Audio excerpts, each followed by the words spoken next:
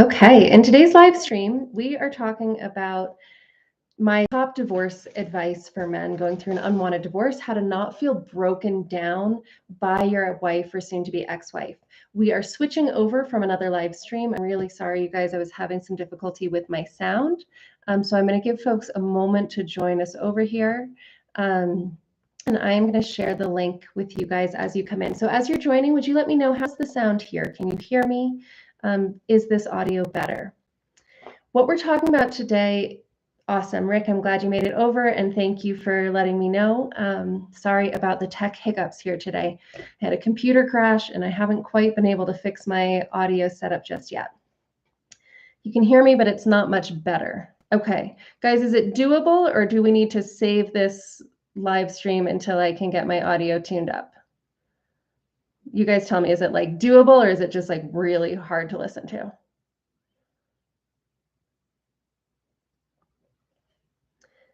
We can work with this. Okay, thank you guys for being patient with me. My regular mic is not compatible apparently with this computer that I'm borrowing, my husband's computer. Okay, so let's get into it, guys. In the chat before, we were talking about how broken down you can feel by the narrative that your wife or soon to be ex-wife spins, right? And somebody had posted in the chat that it feels like everything's 100% your fault. So what I want to share with you is the mindset shift that can help you not internalize all of that. Because what happens when you're constantly exposed to it, and you're exposed to it in court, and maybe you're cohabitating, and she's talking to friends and family, and it's coming from all of these different sides, it starts to get into your head. And you can start to doubt yourself. After all, this is a person you were married to. This is somebody you were sharing your life with, somebody that you trusted. And so when she starts saying these horrible things about you, a part of the brain often starts to say, well, what if she's right? Is there really something that's wrong with me? And I just want to check with you guys who are here with me in the chat. Is that something that you've experienced, that internal self-doubt that echoes some of what your wife or ex-wife says? And you start to wonder, like, oh my gosh, like, what is so wrong with me? Am I this bad? Am I all of these things that she's saying? Has anybody had that experience? Yes, 100%, very often. Okay, and when that happens, right now the enemy's on the inside, right? It's not just coming from her, but your own brain is repeating the kinds of things that she's saying about you. Alexander says, yes, she treats me like I'm a physical abuser, and I've never laid a hand on her. Yeah, and this is really common, Alexander. And then when this person you were married to, your life partner, is treating you like this horrible person, your brain starts to get all twisted up, and it's like, what is really going on? Right, David says, me and my wife separated a year ago. For a minute, I was very suicidal. Then I realized it's just a minute in time. David, thank you for sharing that, because you are not alone. I would say easily half, maybe more, of the men that I have spoken to personally share that they have been or are suicidal during the separation and divorce process. We have another David on. Hi, David Maskey. Andrew says, yes, sometimes. I have to remember that she is not speaking from experience, but from the devil. Okay, so Andrew, and for everyone on the call, there's another place she's actually speaking from. She is speaking from a fight or flight response. So what she says about you, all of the things that she says, the accusations, that's not even what she really thinks is true. That's not her honest opinion of you. That's her fight or flight response talking. And this is so important for you to understand, because you're going to hear it so much that your brain's going to think that, one, that she really thinks that, and two, it's going to worry that maybe it's true. But that's coming from the fight or flight brain. If she's angry or anxious, she's in fight or flight. Some degree of it. There's a lot of different degrees of fight or flight. Divorce has a way of putting everybody involved in fight or flight. Even if she's the one choosing it, she has that element of control, which you might not have, right? If she's the one who's choosing the divorce and you can't stop it, she's got an element of control, but she's still in fight or flight. What that control does is it helps her avoid the freeze state, which is what happens when we're going through this terribly disruptive life event and we can't do anything, when we feel like there's nothing we can do to protect ourselves or fight back. That's where a lot of men end up during divorce, is that feeling of despair, depression, overwhelm. Women are not just in a calm and grounded stage when they've chosen divorce. They're still in fight or flight, and they're often in the fight aspect. They're in that anger, and their anger is really driving their words and their actions. And I'm sharing this with you not for her sake, but for yours, because it means that the things she's saying not only are not necessarily true, but she doesn't even necessarily believe that they are true. Her brain is going full on attack, fully to the negative. That's a reflection of her nervous system state. It is not a reflection of who you are or what you've done in the marriage. So that's the first piece of this mindset shift, but there's a second piece that's even more important. Her accusations, they're not a gospel truth about you. They don't actually reflect you. They reflect her nervous system state far more than they reflect you. However, there is also an opportunity there. In these accusations, behind them, there will be some seed of truth. It's just taken to the nth degree, right? It's taken so far. But there is that the accusations that she's choosing are based on something that happened in the marriage, right? And I'm not saying that they're your fault or that they're true, but I really want you guys to hear me here. These accusations are an opportunity for you to become aware of and start to break some of the toxic cycles that led to the divorce. When I say toxic cycles, I mean patterns of poor communication, the way you react to conflict, the way you seek connection or don't seek connection, how you handle your emotions or other people's. You and she have been involved in patterns and cycles within your marriage. One of the things that I hear from a lot of people is that there wasn't much communication or there was a breakdown of intimacy and connection. You can take what she's saying and use it as a clue. You can look for that seed. Where is the truth? To help yourself identify the cycles, your role in them, so you can break them, not for her, but for yourself and for your future. Because one of the most common fears that I hear from men going through divorce is that they don't ever want to be here again. And because the divorce is really confusing and their ex-wife's behaviors are really volatile, they don't really understand what's going on. And so they're not sure, how do I avoid ending up here again? And how do I know my next relationship isn't going to end up this way? When you identify these cycles and break them, you can be certain your next relationship won't end up this way because the cycles that brought you here are not in play. And I want to really make a point, guys, of separating out cycles from identity. Has anybody on this call been accused of being a narcissist? Is that something you've been experiencing?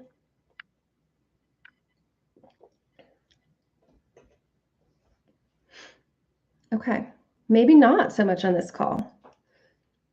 It's been a pattern that I've seen a lot, but okay. No, I do see some yeses coming in the chat. Okay, so for anyone who's been accused of being a narcissist, this has been a really fashionable hot buzzword lately, the last couple of years. And a lot of men, Christopher's like, narcissist is the key buzzword. Yeah, there's so many programs out there and books out there on breaking the cycle of narcissistic abuse and freeing yourself from a narcissistic relationship. So something that I want you all to know is that if you're on this call, if you're in this live session or you're watching the replay of this video, you're not a narcissist because you wouldn't be here. You wouldn't have clicked on this headline because you wouldn't be worried about your ex breaking you down. She didn't be able to.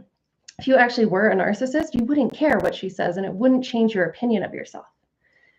Right? So when I'm talking about looking for the seed of truth in some of her accusations, I'm not talking about being like, oh my gosh, I am a narcissist and what's wrong with me and how do I need to heal this? What I'm talking about is breaking it down. When she's accusing you of being controlling or emotionally unavailable, and she's taking it to the point that you're a narcissist and there's no hope for you, you can back it up and start to sort out what here is totally not true, what's not mine, what is just a reflection of her nervous system state or her own issues that she has to deal with, because a lot of it is. And what is the seed of truth? What here could be true about me? What here could be true about my past behavior? And if you look back, what you might notice is that there are some patterns in you, that there's places in your life where perhaps you have felt more comfortable when you're in control. And you can trace that back. Where did that come from? Where did you learn that it wasn't safe to not be in control? Right? Or maybe you find that, okay, was I not emotionally available? To what extent was that true? Where did I learn that pattern? How has that impacted the relationship? Not on the level or the scale that she's talking about, but in the reality, right? So this is the big mindset shift that I want to offer you guys around her language. First is to realize that it is not an objective truth about you, nothing she says. And if she is speaking from anger or anxiety, she's speaking from a fight or flight response, which means that what she's saying is not even what she actually believes. And when she feels safe again, when she's calmer, she's going to see you differently and describe you differently. Right, so that's the first piece. Everything she's saying, if it's coming from anger or anxiety, take it with a very serious grain of salt. It is not the entire truth. The second piece is that there is a seed of truth in it. And if you have the courage to look for that, to get curious about it, we can start to find, okay, what are your patterns? How did you contribute? What was your role? How did the cycles that you have of communication, of conflict resolution, of handling emotions, how did that contribute to where this relationship ended up? There's an opportunity here for you to really get in the driver's seat. You can't change what she's going to say during her fight or flight response. But what you can do is unpack the divorce for yourself, change your role in these patterns, and feel very, very confident in your ability to create healthy, stable relationships going forward. The trick here, though, is that we have to shift the focus from her to you. And this is really hard during divorce. A lot of men get stuck feeling like a victim and seeing themselves as the victim in the divorce because she chose it. Right? Because you started out in a victim role. You didn't have the ability to choose what happened next. You weren't able to stop the divorce or change it. Right? So that victimhood seed, that freeze state, and that, we go from fight or flight when there's a threat and then into freeze if we can't fight back or protect ourselves. And a lot of men get stuck in that freeze state and stay focused on her, what she's saying, what she's doing, how she's speaking. And they forget to stop and shift the focus back on themselves. What is mine here? What belongs to me? What is my responsibility? How can I work with that? How can I heal that? What do I have control over? So guys, I see a couple examples coming in the chat here, and I want to give you guys a couple of prompts to help you identify these seeds for yourself. So for anybody who wants to do this exercise with me, drop it in the chat. What is one of the things that she says that really hits you and starts to break you down? What is the thing that's really triggering for you? And as you guys drop that in the chat, I see Thomas says, my seeds are passive aggressive, misunderstood what is needed to make a relationship work. It takes more than just love. I was also a lousy communicator and had undiagnosed ADHD. Wow, Thomas, you have a lot of clarity right now. So Thomas is in a really powerful place. He's seeing these cycles that he has learned, right? These are cycles he didn't, this is not about who he is, right? He is not passive aggressive. He is not a lousy communicator. That's how he learned to handle conflict. That's how he learned to communicate his needs or not communicate his needs. Right? These are cycles that are passed down through generations. And what Thomas has done is he's identified them. And that is the most empowering thing you can do, because now you can change those cycles. Remember, the cycle is different from your identity. The cycle is just a strategy. It's the strategy you learned for dealing with conflict, for being in relationships. Now that you see them, you can start to change those cycles. You can become a good communicator. You can change that passive aggressive pattern. Okay, I see a lot of good stuff coming up into the chat. Christopher, you should have been better. She says that I'm using kids as a manipulation tactic. She sees me as the enemy or villain she has made me out to be. Good. My wife accused me of being a narcissist, a poor provider, and verbally abusive. And I'll tell you, Eric, those ones tend to go hand in hand. Narcissism, verbally abusive, and usually controlling are 3 accusations that a lot of women pull from this content that's online. Andrew says, my trigger thus far has been that she doesn't regret what she has decided and doesn't want to be married anymore. Yeah. Take it further, Andrew. She doesn't regret this decision. She doesn't want to be married. What does your brain make that mean about you? David says, my wife cheated, gaslighted me for 5 months, and monkey branched to a guy. My kids are traumatized, and she's blaming that on me because I was unwilling to do family things together after the split. I'm not worthy. Awesome. Okay, Andrew, good. Just right there, I would take a deep breath, and that piece of information you just gathered is huge. She's doing this. She's saying this. What does your brain make that mean about you? So everybody who's shared in the chat, the thing that she does that triggers you, the thing that she says that triggers you, take it further just like Andrew did. When you think about how she cheated and gaslighted you, when you think about the impact on the kids, when you think about her calling you a narcissist, whatever you put in the chat here as the thing that really triggers you, in that moment, what does your brain make it mean about you? Go ahead and drop that in the chat. Andrew, really good job identifying that so quickly.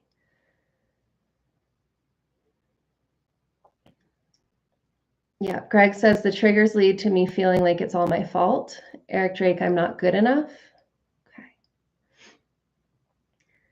David says I had to protect my own peace and say no to things like kids' birthdays or trick-or-treating together. In my opinion, the kids would have been traumatized regardless of that. Yeah. Yeah, and David, you're probably right. It's really hard to do things together as a family with all this going on in the background. Okay. So guys, some of you are tracing back, right? There's what she says, then there's how your brain interprets it. And then our next question is, what is the seed of truth? And then I can tell you right now for Greg, it's not the seed of truth is not that it's all your fault. That's the fear. For Eric, the seed of truth is not that you're not good enough. That's the fear. And those fears, it's all my fault. I'm not good enough. I'm not worthy. These are topics maybe for our next conversation. Those are older than this divorce. And for anybody whose brain is making what she says mean something about your worth, I'd encourage you to think back to how long that thought has been lurking in your brain. I think you'll find that it's much older than this divorce, and what the divorce is doing is triggering that fear within yourself. Usually those kinds of beliefs about worthiness and am I good enough are really rooted in childhood. So guys, let's find the seed of truth. She accuses you of being a narcissist. She accuses you of traumatizing the kids. She's blowing all these things up to the highest degree. What is the part that is yours? Can you recognize in yourself a pattern of behavior, of communication, of conflict resolution, a way that you would show up or not show up in your relationships that is the little seed of truth inside this big, nasty, ugly bubble that she's created, this story that she's created?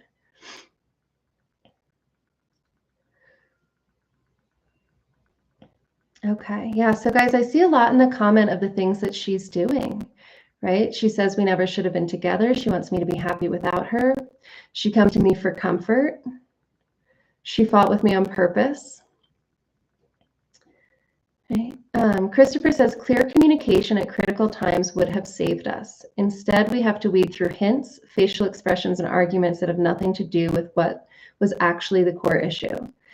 Okay, so Christopher, you've honed in on a really essential piece, and this is true for a lot of couples, right? There's a lack of clear communication, right? Because we don't have the tools to read between the lines and to help one another open up and communicate clearly. Okay, guys, so I'm going to challenge you. The brain is going to want to continue to focus on what she's done and not done. I'd like to challenge everybody on this call. Pull out one piece that belongs to you. What's something that you can take responsibility for today? not at the scale that she is blaming you for. But what is one piece that you can say, this was mine? This was where I wasn't able to communicate. This is where I withdrew or I lashed out. Can you find one thing, one piece in the cycles that led up to the breakdown of the marriage that belongs fully to you? I see a good one here. My seed, I tried to accommodate to her propositions, needs, wishes, scolding until I broke, until I couldn't and snapped back. I didn't say a clear no, but neither a clear yes. Okay, this is a big one. To recognize that you didn't know how to create clear boundaries, right? And that perhaps you also learned that it wasn't necessarily safe for you to put your needs first. Right, so we could probably trace that back even further and say, okay, well, where did you learn that you had to put other people's needs ahead of yours in order to be loved or in order to make the relationship work? So that is a huge pattern to notice. I didn't have clear boundaries. I said yes beyond my capacity to say yes. And then when I broke, I also didn't quite say no, but didn't say yes. Right, so I created these expectations that then I couldn't necessarily meet because they weren't sustainable for me. Okay, guys, you guys are doing some really good self-awareness work here. I'm going to try to keep up in the chat.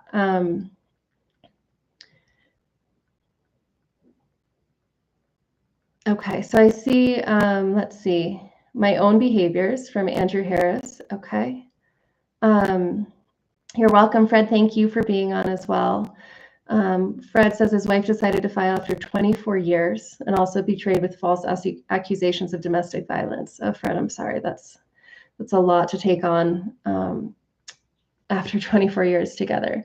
Andrew says 3 out of the 4 horsemen.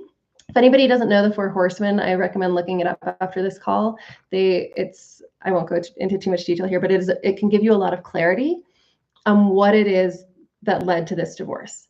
And the more clarity you have on that, you guys, that is what empowers you to break those cycles so that you never end up in this situation again. So I see a couple more seeds. My lack of interest in personal growth, not realizing that relationships and healthy living takes work, consistent work.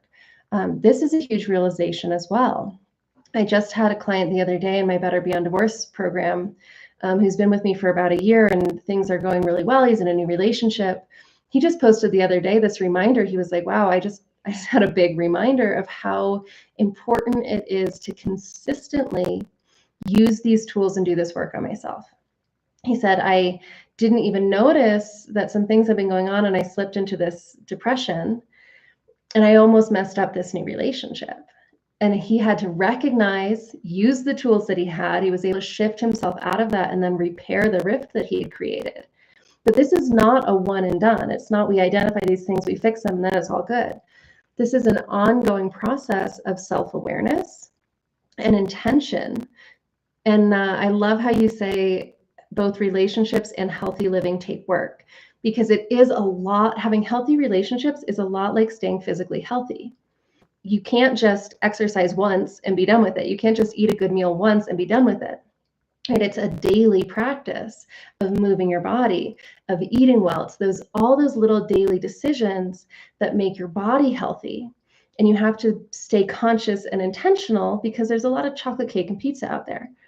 Right? And the same thing with relationships. We live in a society that really champions a lot of toxic patterns in relationships. It leads us to believe that love is enough, that it's not this daily commitment, this daily effort to stay in healthy connection and intimacy with other people. So that consistent work is such a huge piece. Don Pavlov says, I lost myself and did not have enough friends outside of her. I had only her as my one and only friend. Yes, this is another huge thing to recognize, and one that's kind of fed by our culture, right? This is my soulmate. This is my person. We're everything to one another. But in reality, that's so much pressure on one relationship. And it can really break down a relationship when you don't have other sources of connection and support outside one another. Christopher said brooding was part of his role. Eric says, I react defensively when I feel attacked. For Greg, trying to take care of everyone without taking care of myself. Amazing. passive aggressive from Thomas. Okay, you guys are doing an amazing job of identifying this within yourself. And I'd like to invite all of you to pause and just scroll through this chat and look at the shift. A few minutes ago, we were talking about all the things she's doing. Now we're talking about the things that are yours. And I just want to ask this, there could be a huge variation here. When we made that shift, when I asked you to stop telling me what she was doing and tell me what your seed is, what your responsibility in this is, how did you feel? Did it feel better to focus on her or to focus on you?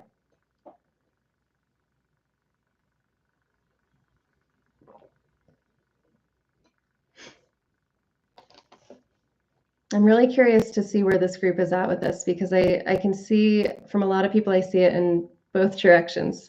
For Andrew, he says, it feels better to focus on myself. It's an eye-opener. Awesome. Anybody else? Which one felt better, to focus on her or focus on you? And you can be honest, we're just here on YouTube. None of us are gonna, see you in person later, and be honest here. Which one felt better? Did it feel better to focus on her or on you? Fred says focus on myself. Some of you who might not want to post this in the chat, it might have felt better to focus on her, because focusing on yourself can be a little overwhelming. But I'm seeing for a lot of you, okay, I see, Brian, I like this honest answer. Short term, focus on her, long term, me. Since I've learned my behaviors, it allows me to focus on change. I prefer to focus on what I've done. Thomas says, me, well played. I'm glad it was helpful, Thomas. Justin says, me, every time I focus on her, I get upset and drained and overwhelmed. Okay, so you guys, all of you who are saying it's better to focus on myself, you are in like a really, really special moment right now. You have an opportunity. If it feels better to focus on you, that means you're really ready. Your nervous system is ready. Your brain is ready to take full responsibility for yourself, the way you show up in relationships. And that puts you in a position to be the creator for what comes next, to get in the driver's seat for your next relationship, and also for the other relationships that matter in your life, friends, family, your kids. There will be some people on here, maybe you're not posting in the chat, or who watch this video, who will say it actually feels better to focus on her. When that happens, that's just a symptom. That's not any judgment on you. It's just a sign of where your nervous system is. If it feels better to focus on her, it's because you've been in a freeze state. You felt like you don't have any control. And when you can accuse her or talk about what she's done wrong, there's this little like sense of, I don't know, it's like not really satisfaction, but it feels like you're doing something, right? You're like, she's bad, right? Look what she's done. It's almost like you could fight back against her. And that's just a sign that the nervous system is stuck in freeze, and it doesn't see the opportunity yet. It doesn't see yet that you have so much more power than you might realize to heal your relationships, to have healthier, stable relationships going forward. Right, so that's all that's going on if it feels better to focus on her. But what I'm seeing from a lot of you is that you're really ready to look at yourselves. You have the courage to look at yourselves, and you also have the emotional stability to acknowledge the part that you played, to say, yes, I was brooding. Yes, I didn't have clear boundaries. Yes, I was passive aggressive. You're safe enough within yourself to be able to look at that and say, yes, that's mine. That's the part I played. That's a huge step. Like, you're already further down the path to healing, this personal growth work towards healthy relationships than you may realize. Being able to look at your own stuff. And the risk of shifting the focus back to your ex-wives, how many of them are not ready or willing to look at their own stuff? Right? You are, which means that you have right now in this moment the opportunity to take that forward and run with it, take action on it. In this work, what I love the most is getting to see what happens when the men I work with not only identify those patterns, but then take action to change them. Because when they realize they can change them, that those patterns, being passive aggressive, being brooding, doing too much for everyone except themselves, they realize that that's not their identity. That's just a habit. That's just a strategy that they've learned, that they've carried forward throughout their lives. They can change that. It's not who they are at their core. It's just how they've acted throughout their lives for a variety of reasons. So when you can see that, now you can change it. And when they change it, that's when really cool stuff happens. That's when I see men reconciling with children that they've been alienated from for years. That's when I see men creating new relationships and saying, holy smokes, I feel closer to this woman than I ever did to my ex-wife because I have these skills that I didn't have before. And so that's what I want for each of you. So drop it to me in the chat, you guys. Couple of questions. One, where do you want to be 6 months to a year from now? If you can really own it, own your part in this, heal your cycles, change your habits, move forward, regardless of what your ex-wife or soon-to-be ex does. If you can own your stuff and move forward and be fully successful in creating the future you want for yourself, what does it look like? Where do you want to go? I know it's a big question, but you don't have to give me the whole story. Just drop in the chat the key elements. What does success look like for you 6 to 12 months from now?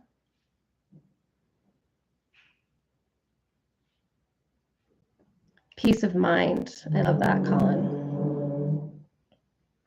And I see Brian identifying another cycle of codependency in his marriage, right? Noticing it, but not knowing how to deal with it, so you ignore it. All right, so we're going for peace of mind. I see we want less ego. I want to feel confident in who I am. For Greg, it's to be content being myself. Ooh, Justin, I like this one. Happy, not thinking about her, focused on myself. For Fred, probably still focused on a fulfilling life. Eric says, I want to go to the grocery store, see one of her friends or family members and not feel guilty, angry, or scared. Yes. David, completely separated. No heart rate increase during kid drop-offs or text exchanges. Hours where I don't think about her at all. Christopher wants to feel comfortable in my own skin and in my own home alone. For Colin, to be happy on my own. I want to be in charge of our house, be financially separated, have 50-50 custody of daughters, have freedom, be able to look at her with the new guy with peace in my soul, peace within myself, readiness to date someone else. You guys, these give me goosebumps. These are powerful. Scale of 1 to 10. How important is it to you to get there? I see another one, calm and peaceful, following my personal goals, and of course, a good dad. 10. 10. Okay. I see a lot of 10s coming up, guys. How important is it to you to achieve these goals? Wow, so far I'm only seeing 10s. Okay, so guys, you're in a pretty special place. One, you're ready and able to look at your own mistakes. 2, you are really determined. I'm seeing not only now 10s, I'm seeing 11s. Right? And I don't see anything under a 10. So you're ready to do the work and look at yourself, and you're fully committed to making this happen. Would you just take a moment, take a deep breath, and acknowledge that for yourself? That this matters. That I am 100% committed to getting there. It's critical to get there. Anything but a 10 would be giving up. Yes. Okay, guys. One more question. Be honest with yourselves, whether you share this in the chat with me or not. You're committed, this matters. Is there anything that needs to happen first? Is there anything else besides achieving the goal that you just wrote down in the chat here? Is there anything else that you need to achieve before that, or that needs your attention before you can give your full focus to achieving that goal that you just dropped there in the chat? And be honest here, divorce is messy. You guys, there's a lot of things calling for your attention. Sometimes there actually is something that you have to take care of before you can fully 100% commit to achieving the kind of goals that you guys just listed. The peace of mind, the being able to see her without a reaction. Greg says, continue with internal family systems therapy. Awesome. Finalize the divorce. For Christopher, drink less. Yeah. right? I want to be happy on my own, comfortable in my own skin. No heart rate increase during kid drop-offs or text exchanges. Focused on a fulfilling life, content by myself, confident in who I am. Is there anything that you have to take care of first before you can commit fully to these goals? David says, I'm still stuck on relying on her admitting to her affair for closure. I need to get past that. Our co-parenting relationship is bad and I don't see it getting better without honesty. Justin, I just need to get her out of my head, get self-help, and let her go 100% and focus on me. For Brian, I need to stop giving into my anger when she and I argue. I need to train myself to walk away. Okay. So guys, what I'm hearing is actually that a lot of what you need to do first is part of achieving these goals. And that's pretty cool.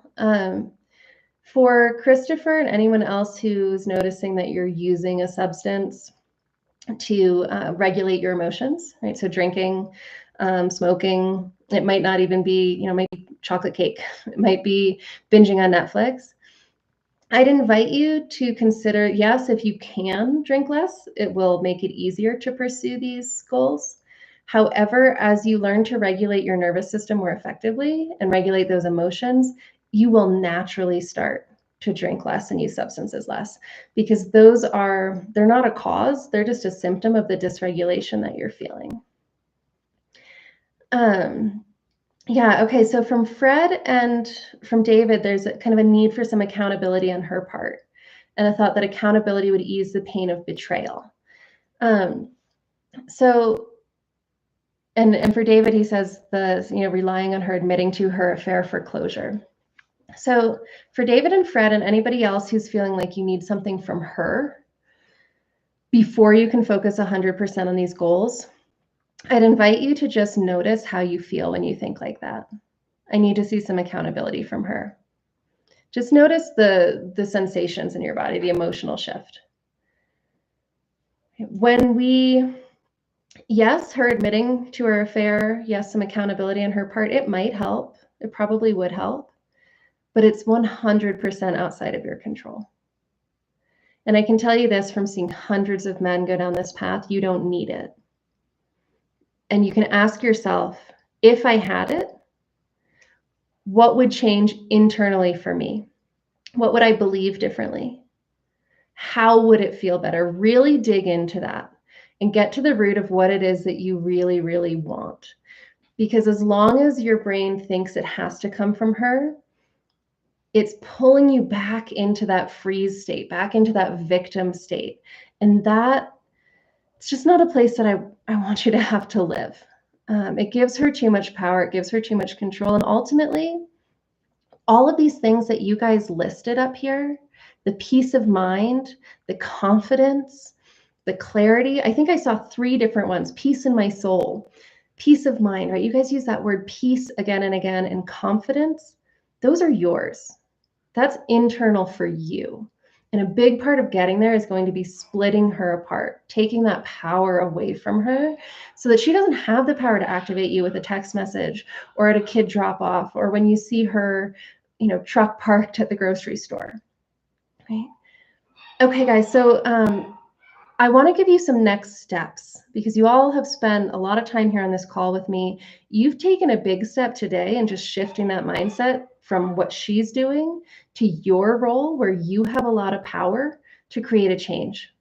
And one thing that I can tell you is that the more action you are willing to take, the more quickly you can get to that place you want to be 6 to 12 months from now. I see this again and again in my Better Beyond Divorce coaching program. It is the men who take action. And who said it earlier, that consistent action, daily action. It doesn't have to be massive, it doesn't have to be huge, but it is a consistent practice. Taking responsibility, regulating your emotions, identifying and breaking your cycles. The men who focus on that every day, a little bit, even for 5 or 10 minutes, consistently, they are the ones who do get there. And they're the ones who post in my community and they say things like, a year ago, I never thought this would happen, and yet here I am. And those are my favorite posts because it's so hard when you're stuck in it, when your brain's pulled into that victim, what I need from her to see it. So I want to give you guys some action to take following this call. There are 2 steps, and I'd love for you to take them in this order because I would love to hear from you that you've taken them and take this next step with you. So the next action I'd like you to take is to go ahead and watch my free masterclass. I'm going to drop the link in the chat. Actually, I'm going to look up the link and then drop it in the chat because when we changed lives, I lost it. My free masterclass is about emotional regulation.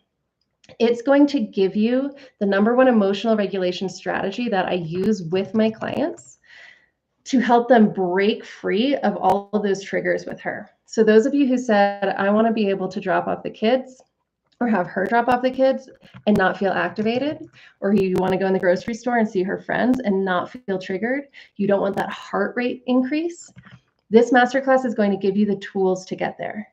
And I will tell you, it's just like getting healthy physically. This is not a like one and done where we just break that link and then you're fine.